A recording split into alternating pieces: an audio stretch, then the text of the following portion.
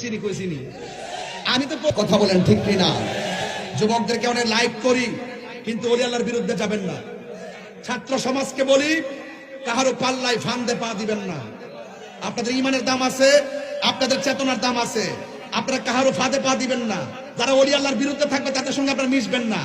আপনার কি লাগবে আমাদের কাছে বলেন, ইনশাল্লাহ আমরা গুছাই দিব। ইনশাল্লাহ এই শক্তি আমাদের আছে। এই বাংলাদেশের 75% সুফিবাদী মানুষ, সুন্নি তরিকার মানুষ। কথা বলেন ঠিক কিনা? এদের ভোট দিয়ে ক্ষমতায় আসতে হয়, এদেরকে মাইনাস করে কখনো কাজ করা যাবে না। আমরা এখনো মুখ খুলি নাই। ভাববেন আমরা রং দেখতেছি, এক টেবিল ইফতার পার্টি, সব বুঝতেছি আমরা। সুন্নিদের বাদ দিয়া অতই সোজা, অতই সোজা।